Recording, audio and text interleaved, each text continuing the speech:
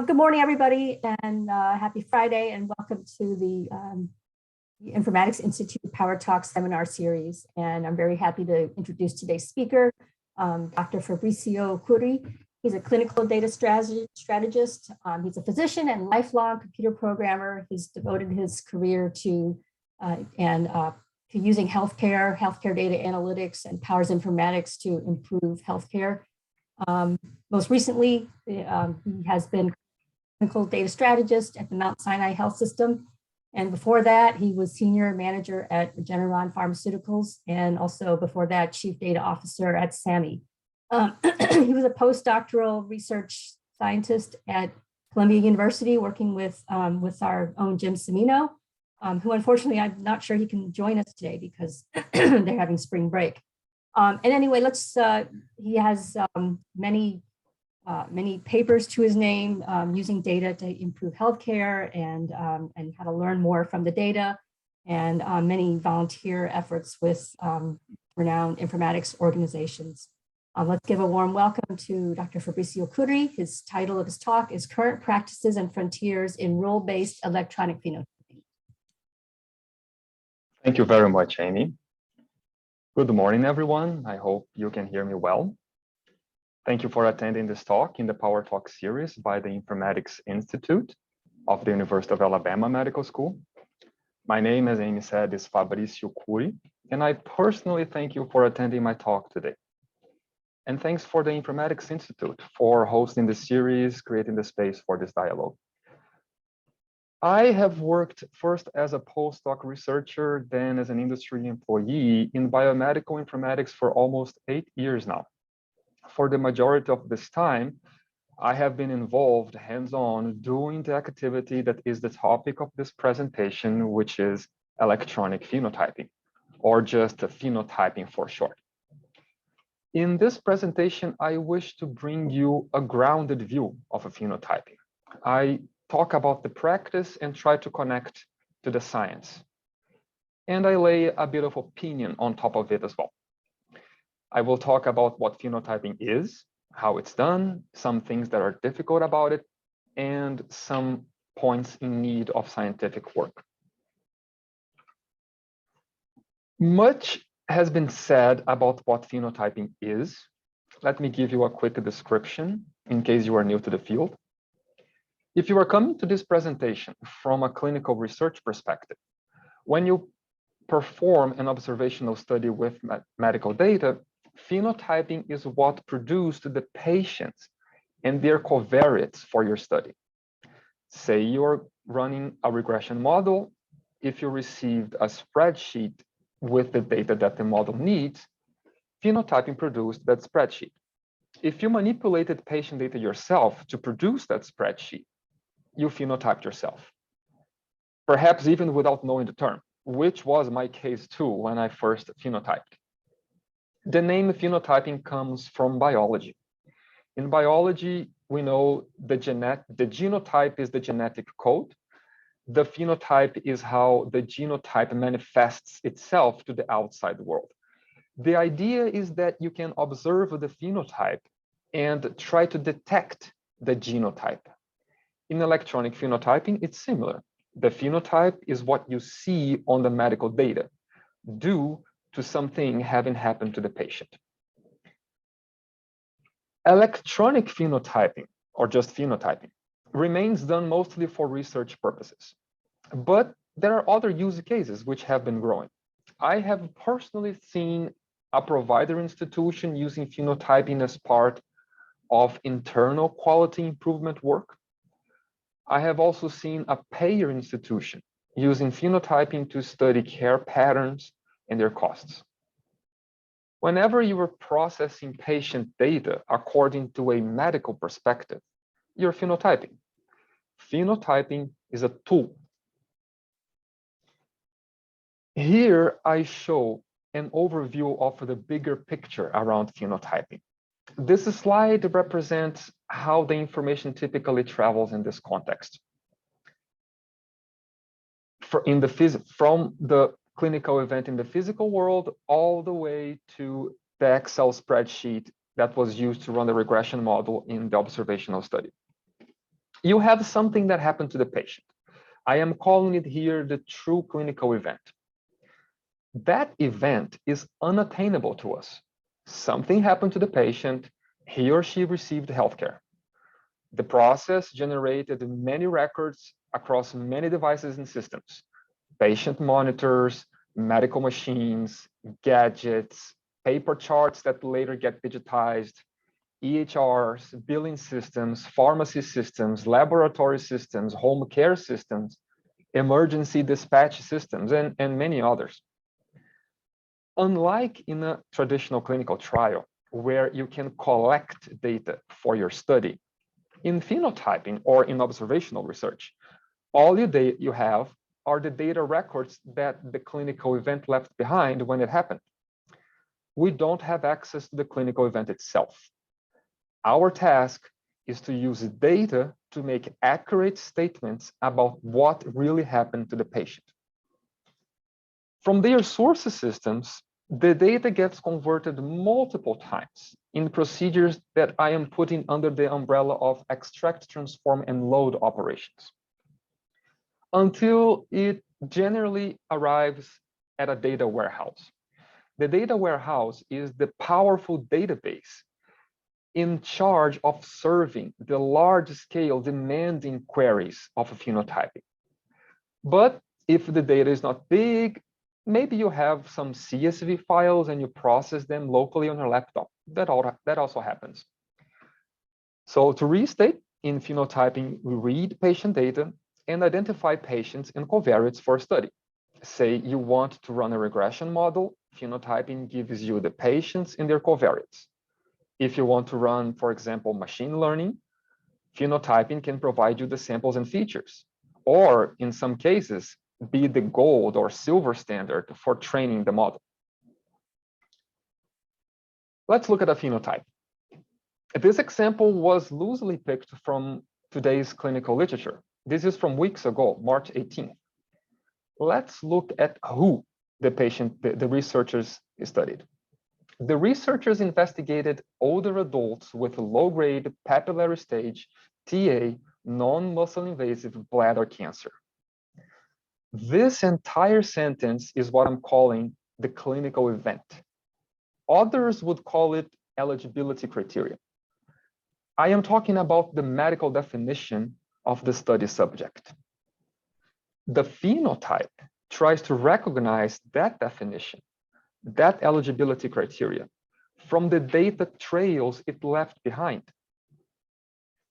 Here in this study, the phenotype uses diagnosis from a database called SEER, and the treatments and costs came from Medicare fee-for-service claims. This flowchart is the phenotype of the paper. Notice that it includes things that sound strange from the medical perspective. Why? Why do they exclude beneficiaries covered by Medicare Part C, which is Healthcare Maintenance Organization, HMO? This filter cost them 41% of the cohort. That's a lot. What does this restriction have to do with bladder cancer patients? This restriction is to address a data issue. Any period a beneficiary spends under Part C under HMO cannot possibly have any claim in it. The reason is because Medicare under Part C does not pay for services or items individually. That's the very point of the program. So providers don't bill Medicare for individual items. So data points such as diagnosis and procedure codes from claims, they may not have even been created at all. So what you normally do is you just exclude the whole patient from the study. The phenotype is in charge of addressing data issues. The eligibility criteria are not. The eligibility criteria represent the medical domain. The phenotype represents the data domain. Another example, also very recent, March 16th, also from JAMA Network Open. The fee-for-service filter was used just like the previous example. The distinction between eligibility criteria and phenotype is not sharp. For example, in both studies, they limited themselves to patients 65 years or older. Actually, in the prior study, they require 66 years. This is because they needed the patient to have had at least a full year of enrollment in fee-for-service Medicare before the patient is allowed to enter the study. This is called a washout period. If these two studies were not based in Medicare claims, maybe they would use a different age range. Maybe they would at least use a 65 years as the cutoff instead of 66 years, just maybe. The washout period that I mentioned is a minimum required period of enrollment before entry in the study. It serves to increase the probability that if the patient has a condition, you will have had enough time to get to see it. Remember, these are billing claims. You don't have access to the EHR. You only see ICD codes or CPT procedure codes or any data point at all when the patient receives healthcare and the providers bill Medicare for the care. You get to see that bill, that claim. That bill is your only window into what happened to the patient in this study. Medicare claims remain an unparalleled resource for studying, particularly the US elderly population. But they also represent a shrinking percentage of the total US elderly. If this trend continues, which is the explicit goal of CMS, researchers will need even more to look for alternative data sources.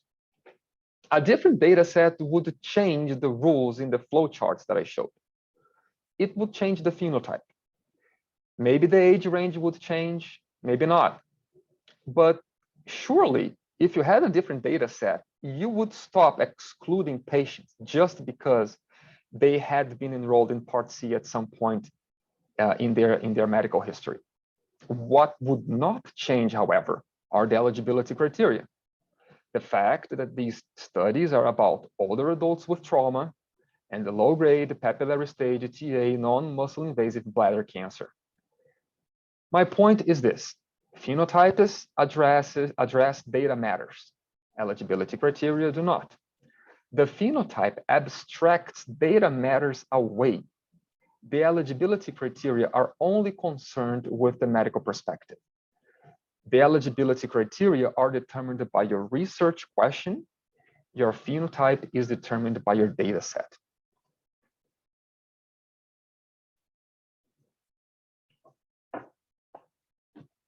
Phenotypes address data matters, eligibility criteria do not.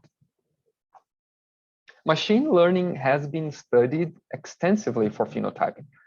However, rule-based phenotyping remains the majority of the cases where phenotyping is employed as a method rather than being studied itself. Rule-based phenotyping means someone has to know what to look for and how the data is supposed to look like, and manually write down the rules, the algorithm. Personally, I think this term, rule-based phenotyping, can be sometimes misleading because machine learning can be used to generate rules for a phenotype, including human-readable rules. I like the terms hypothesis-first phenotyping versus data-first phenotyping.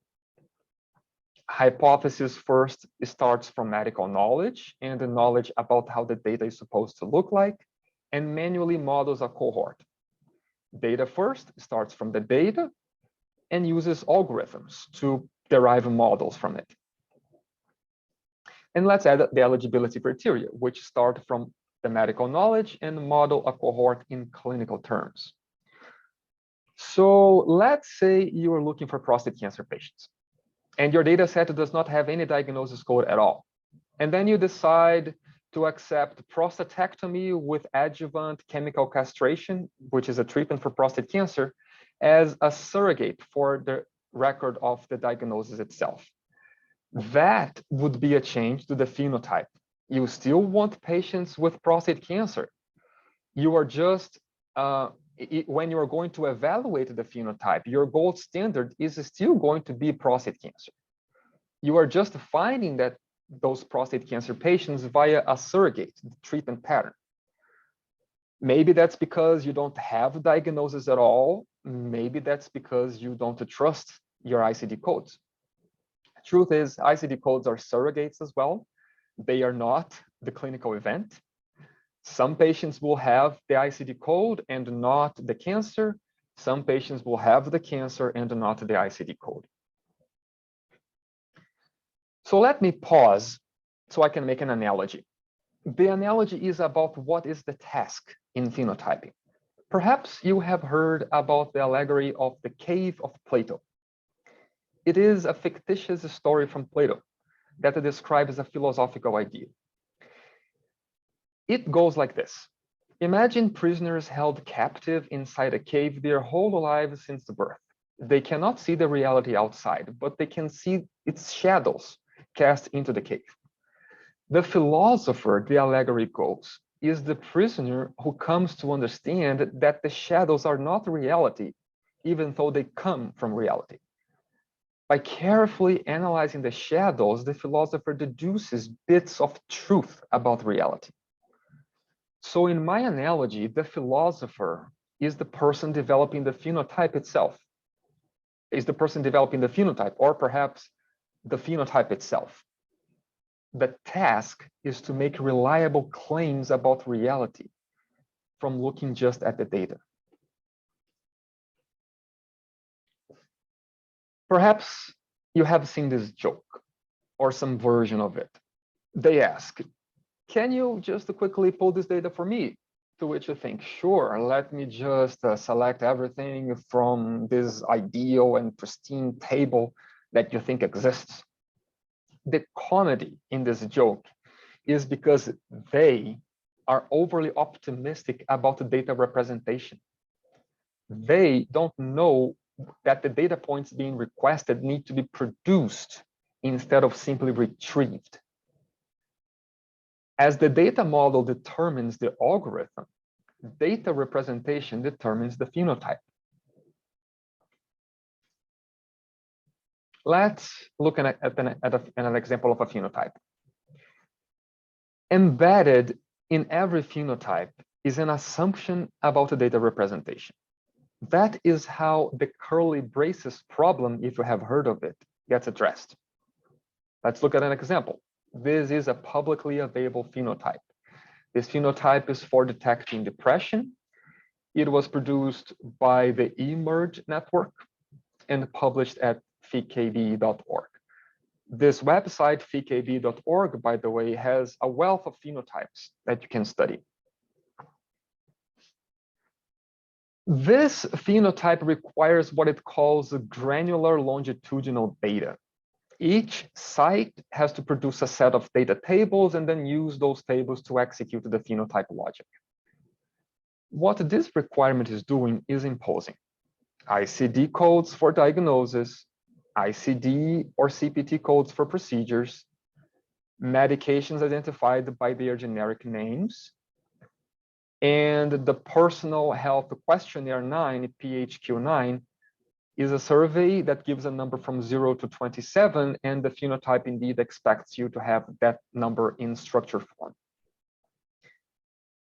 This phenotype also requires this rule called 2-30-180.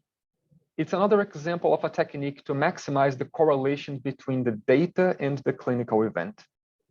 Sometimes data exists in the absence of the clinical event. For example, a diagnosis code may be added to a patient's record because he is being evaluated for the possibility of the disease. And then later the diagnosis gets ruled out. But the code is already there and it stays there. This happens a lot.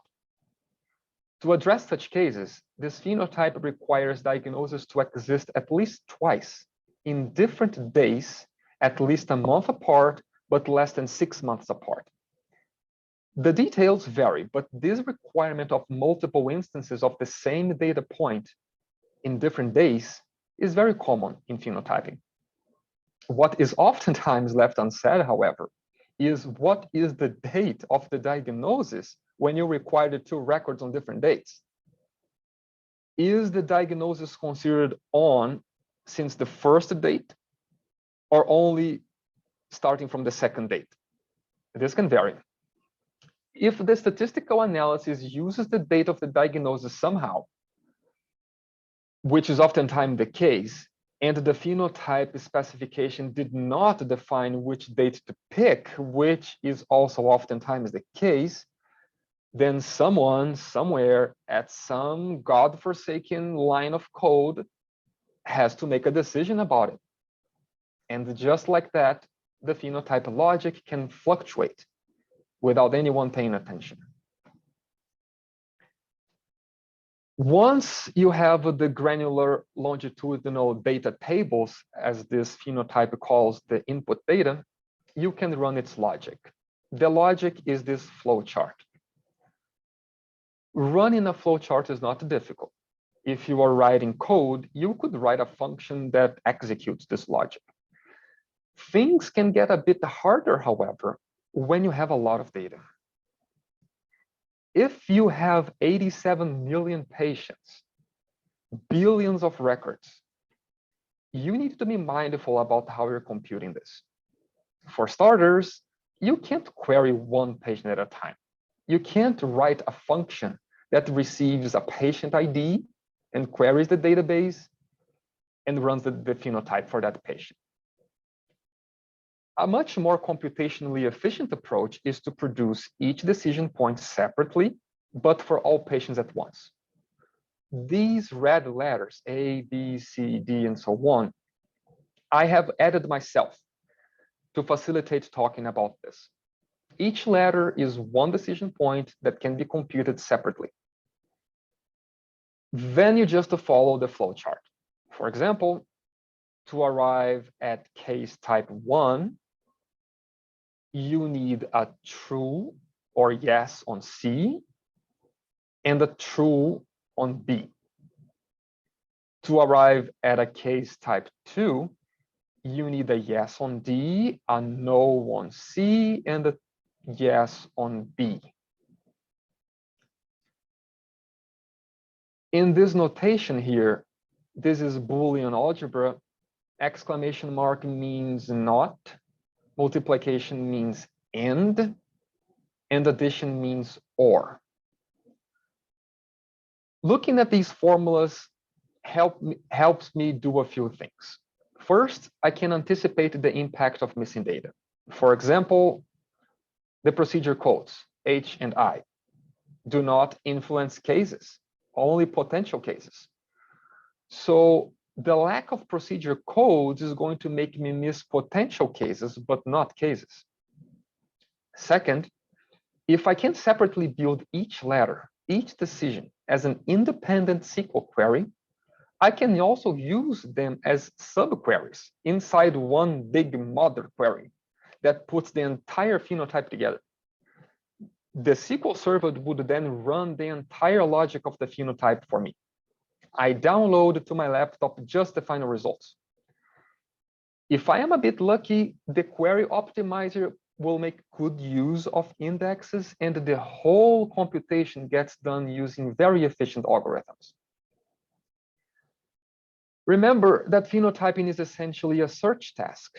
You have a data set and you need to find a record satisfying a set of constraints. If your query runs fast, you can also run it repeatedly. You have more opportunity for iterating, testing, and debugging. Needless to say, the more critical the computational performance of the phenotype, needless to say, the larger the data set, the more critical the computational performance of the phenotype becomes. Some phenotypes can take days, if not more, to finish processing.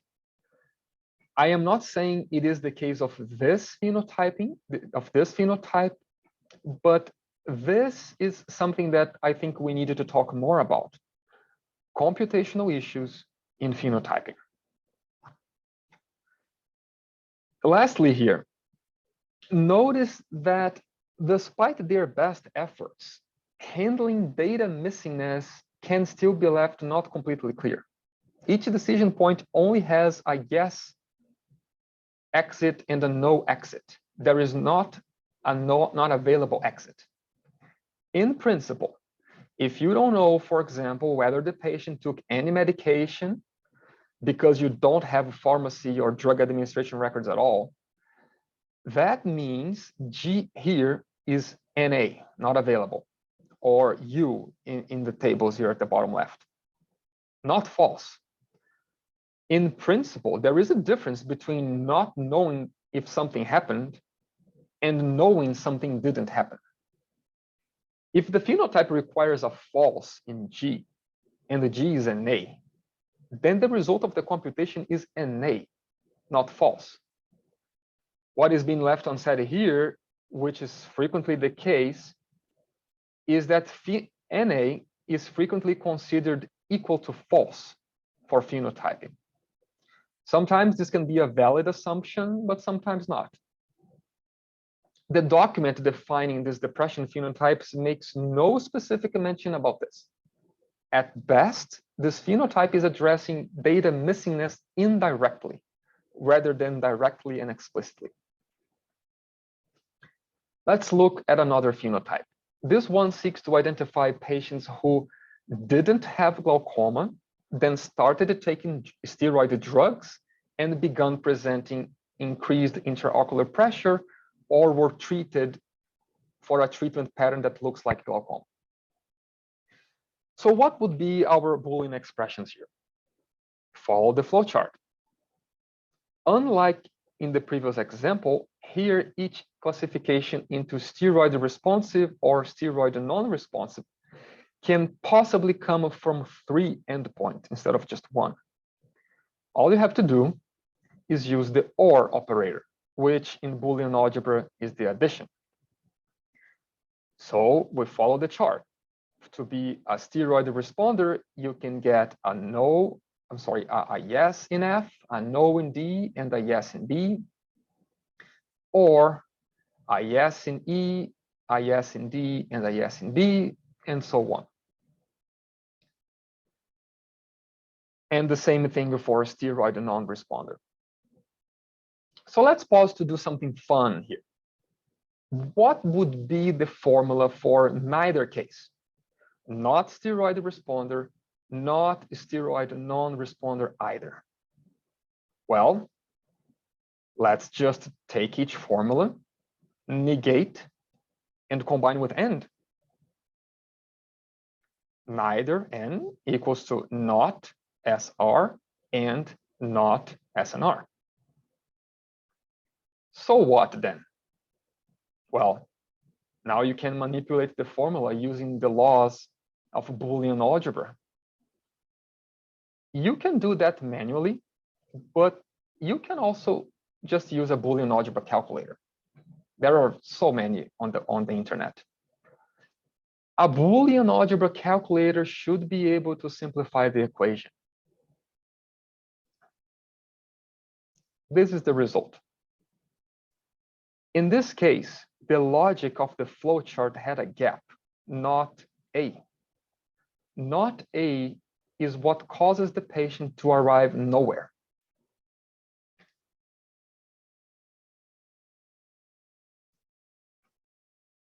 So tell me, did you notice that when you first saw this flowchart? That decision point A only has one arrow coming out of it. The flowchart doesn't tell you what to do if the answer to A is no.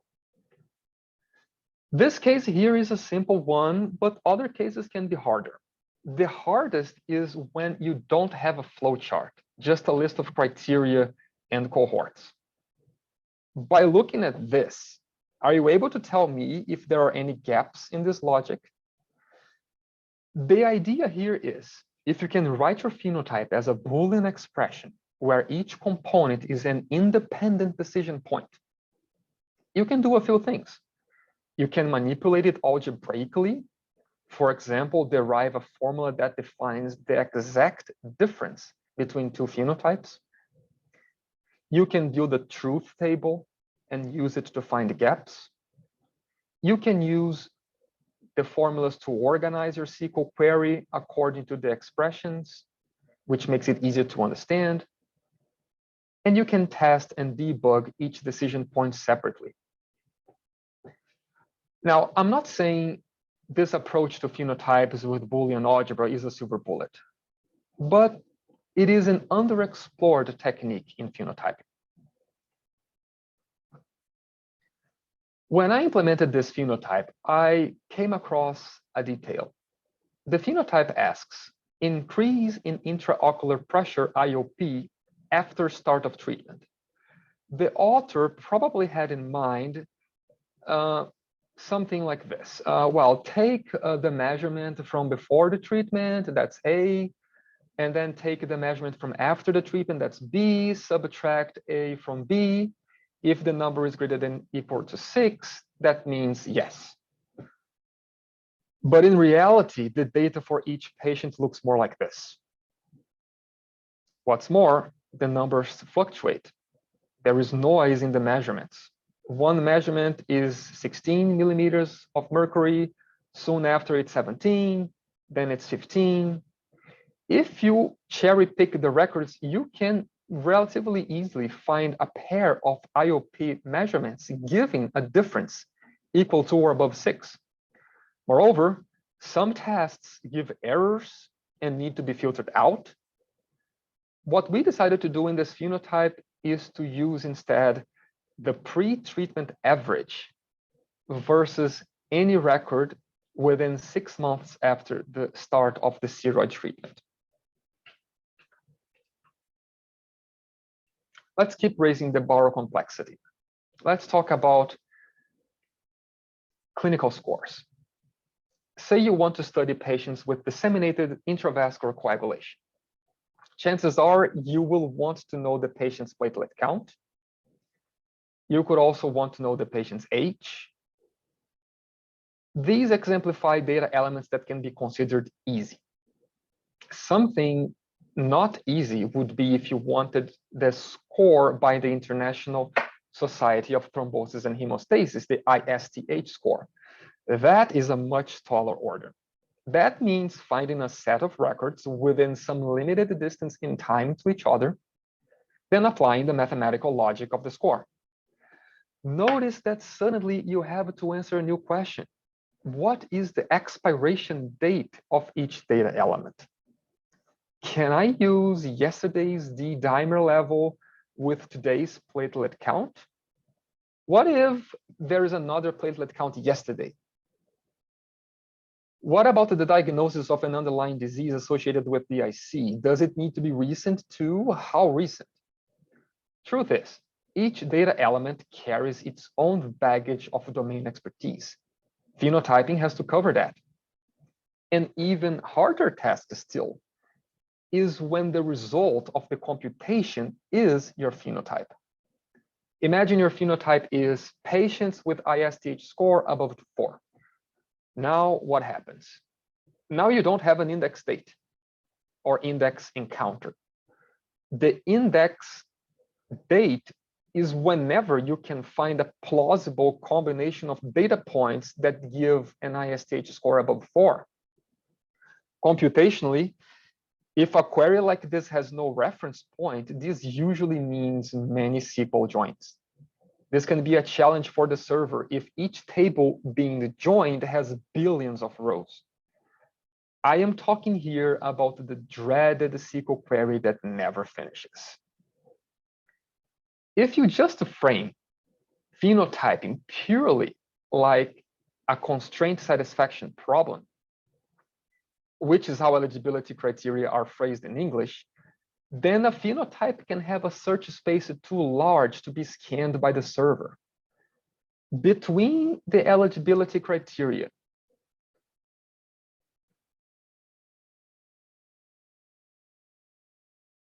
between the eligibility criteria and the phenotype, you may need to leverage expertise about the clinical event or about the data to narrow the search space or search it more efficiently. Otherwise, the query may be too long to be practical. In this case here, one shortcut could be, for example, to aggregate data points on a per day basis and compute the score daily. That would shrink the size of the computation, but would also cause bias. For example, in the case the records are crossing the midnight line, if you're computing things on a daily basis, you are missing whenever the records cross the midnight line. This is a computation issue. I feel we don't talk enough about computation issues in phenotyping. Computation barriers can lead to workarounds, which can lead to hidden bias. This is another example of a clinical score that I have implemented in the past, the AS-CVD Risk Estimator Plus by the American College of Cardiology. How many data points does it have? Or better, how many interdependent data points does it have? Such that if you have to find them within a limited time distance to each other, you can't use last week's blood pressure with this week's cholesterol. For each interdependent data point, your SQL query will very probably have at least one SQL join. The SQL join gives you all possible combination of records to which you apply your rule, your where clause, limiting how far from each other in time they are permitted to be. You keep piling those SQL joins and the computation can become prohibitive. This is an instance of a computational challenge. It is possible to work around computational challenges, but workarounds are risky. They can break or flex the logic of the phenotype, and you may not even realize it. This is a niche area that I think deserves more research work. Computational complexity can grow exponentially when data points are interdependent.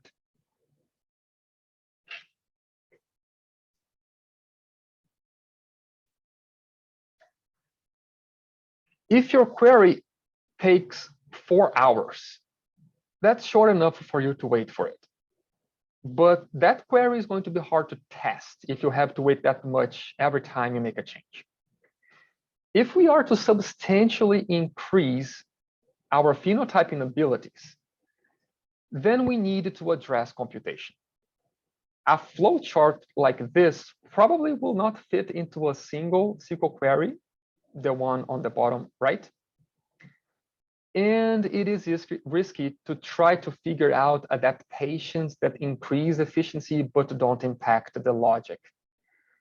You can try to compute things in separate parts, but if the data points are mutually interdependent, for example, if they need to be close to each other in time, then that may be actually impossible. To my knowledge, presently there is only one proposal to advance computability in phenotyping. I won't dive into it here, but this is the citation. What Callahan et al. Did was get rid of SQL. They used an object data store that is a NoSQL database.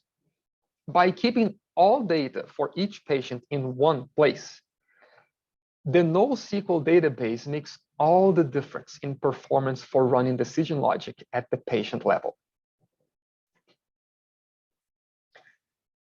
So now I wanted to very briefly talk about tools that are used in phenotyping. Each of these tools easily warrants an entire presentation. The Leaf was developed by the University of Washington. And the idea is that you have the domains of data on the left, and you can drag and drop them to the right to build a Boolean expression. In each component, you can define, for example, it's hard to read, but here it says at least one time of the procedure. You can define at least 2 times, 3 times, and so on. Atlas, on the other hand, was produced by the Odyssey community and has so much into it. But for the purposes of phenotyping, it is a more sophisticated tool than Leaf. Atlas allows you to produce more sophisticated logic and also allows you to build reusable concept sets, which doesn't happen in Leaf. But again, I don't have time to review these tools. I just wanted to take a minute to review what they cannot do. Here are a few things that neither of those tools can do. They can't compare values between two records, only dates. For example, if you want to say, please give me patients where the hemoglobin level is lower than the last available record of hemoglobin. That's not possible. You can define that you want things happening after or before each other, so you can compare the dates, but you can't compare the values. Also, layering of the logic can be limited.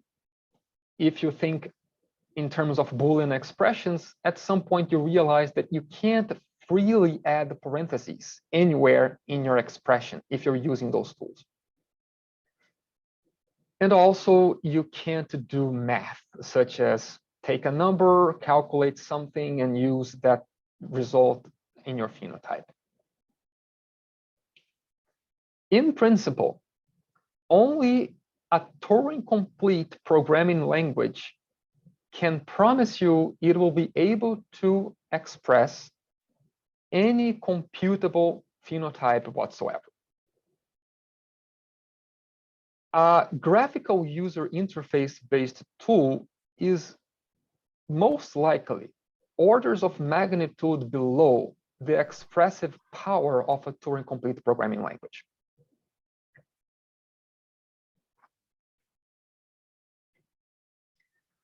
So with that, let's wrap up.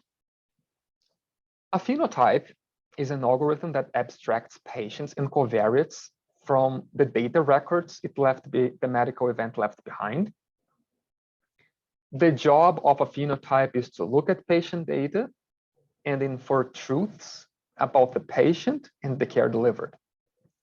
Phenotypes address data issues, unlike eligibility criteria. Phenotyping requires you to know or to demand or require a particular data representation. Boolean algebra can investigate a phenotype at conceptual level.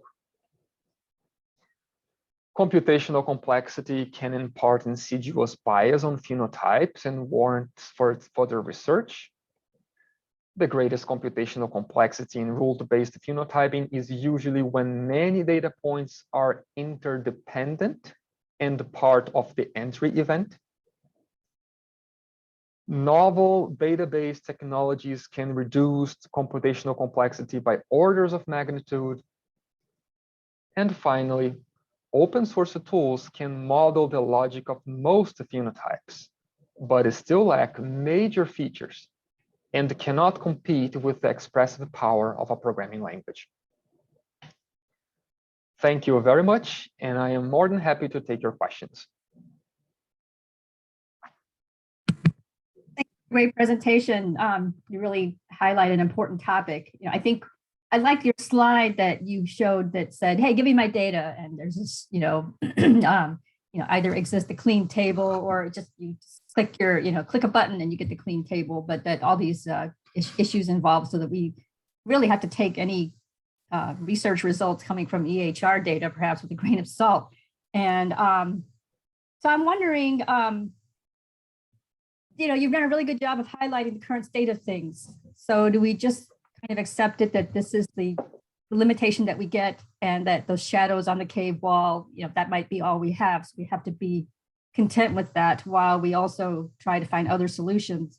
So kind of wondering where do you see things headed? And especially as we try to catch up with other industries that seem to not have all these limitations. Mm-hmm. Thank you, Amy. That's a great question. So the direction electronic phenotyping is moving is definitely towards the expansion of the landscape of medical data. The idea is that you needn't be limited to Medicare claims or EHRs, but perhaps you can also reach for an app installed in the patient's smartphone, or perhaps the patient uses a gadget, a Fitbit, and it's producing data that you didn't have before. So you try to incorporate that as part of the available pool of data to make inferences about the patient.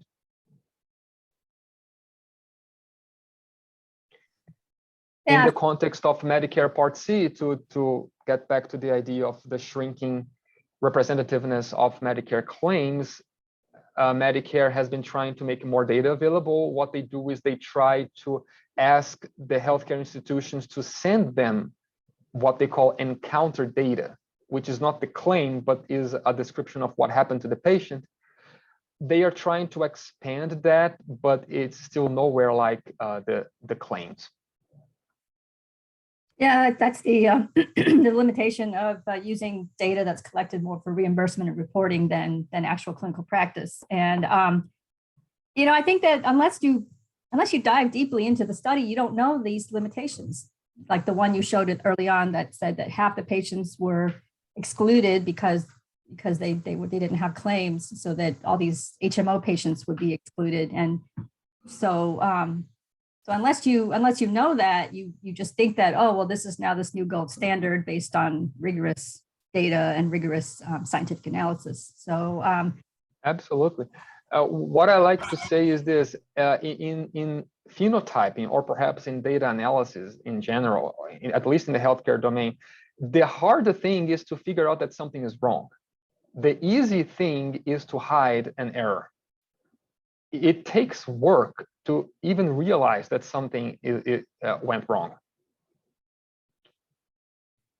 Yeah, if you can hide anything with fancy math, I guess. You know, everybody, feel free to ask questions. You can unmute yourself, or you can also chat your question if you'd like. And you know what, you don't know this unless you're doing what you've done, which is actually trying to do these things. And someone says, oh, give me the clean data on whatever, so I can make this really groundbreaking discovery. And and you're like you said, that the individual analyst has to make these judgment calls, because we know the data the data aren't clean typically. So I mean, are you seeing anybody who is maybe you know, maybe doing a better job than other places? You know, what are some practices for that you could say, you know, here's some best practices for trying to do it better with what we have now, you know, without. Absolutely. Yeah. So I will give two answers to this question. One, in conceptual terms, in terms of how should you envision the task of phenotyping, how should you organize it? There is the idea of building a concept set separately from the logic of the phenotype. And before all that, you should do a literature review to get a grasp of how the clinical event looks like and what data you can expect the clinical event to have produced. So to dive into that, I definitely recommend you check the forums of the Odyssey community, the ohdsi.org. I will put here in the chat. In just recently, last month, or I mean, 2 months ago in February, they ran the Phenotype February, which was on each day they posted on the forum an entire phenotype from the initial clinical literature all the way to the finalized logic. That's a very good lesson on how to build a phenotype, and there are 28 of them because it's one per day. And then in technical terms, if you want to know what is the pinnacle of phenotyping capabilities, I suggest you look into the reference that I showed, which is the Advanced Cohort Engine. I have no relationship with that paper or that study whatsoever. I just recognize the value of what they did. This is the reference. And as I said, what they do is get rid of SQL.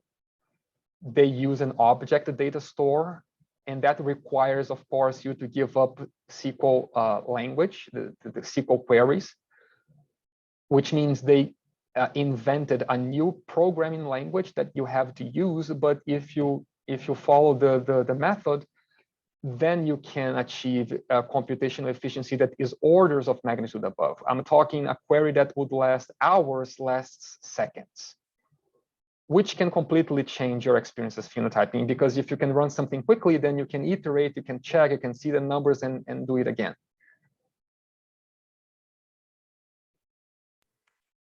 Yeah, thanks. Any other questions out there? Just a general statement. What you're talking about here is more the hypothesis-driven cohort, and well, I'm kind of thinking, where does this fit in the landscape, including data-driven cohorts? You know, what would you say to the big data scientist who says, "Oh, you know, forget all this; it's too complicated. Just take all my data and feed it into my big, you know, pattern recognition algorithm, and then that will tell you what the phenotype is. The big data will tell you what. How does this all fit together? What would you say to that person?" I'm not sure I understand the question. Do you mean what would I say in terms of what are the limitations that the challenges that such person would find? Is that your question? You know, kind of like these are ways to define cohorts. So if you had to go with, you know, the role of hypothesis-driven versus just the data type of identifying phenotypes. Sure. Well, machine learning is good when you don't know how to find what you're looking for, but you know it when you see it, which means you have a gold standard, and then you can derive the rules. However, when phenotype is being employed as a tool, it's usually the case that you are coming to the study because you want to study something. So you already know what you're looking for. So in practice, the overwhelming majority of the papers that employ phenotyping use rule-based, because they are also interested in connecting to other papers in the literature. So it may not be the best idea to have their phenotype be locally developed or trained in local data. That would mean the cohort may only exist locally, if you know what I mean. As I said, data-first phenotyping is still limited to research work. Now, I'm sure there are institutions that do machine learning on patient data internally, and we never hear about it. But I would imagine those are more like one-off projects and prone and subject to the availability of people, of staff at each institution. When you're talking about using phenotyping today, you are generally talking about rule-based phenotyping or hypothesis-first phenotyping, because hypothesis-first phenotyping has this explicit connection to the medical domain. Whereas data first, maybe if your algorithm is very clever, maybe you can come up with human readable interpretations of the model, but maybe not, it can be blurry. So that connection to the medical domain, I think, is the critical point here that makes rule-based phenotyping be the choice. Okay, thanks. I appreciate your putting that into context, because I've heard people say, well, you know, you're limited with rules-based because you have to build these small cohorts and you get sampling problems versus the data-driven where you can look at the whole thing. But you're right, if you already know what you're looking for and you have specific questions that you're answering and you want to connect it to what's been done before in the literature, that so it's good to hear that you know, having a good clinical question and clinical context and are still valuable. Sometimes we feel like the data is kind of taking over everything. So appreciate everybody staying around. We're kind of at the end of our time now. Are there any final last questions? And if not, if you can also contact Dr. Kury afterwards. And also this recording will be available if anybody wants to. So any final questions? Well, if not, thank you so much for giving this really great presentation. I feel like this is, especially the people, I know some of the people on the talk of great interest, and myself too, of trying to identify cohorts for research.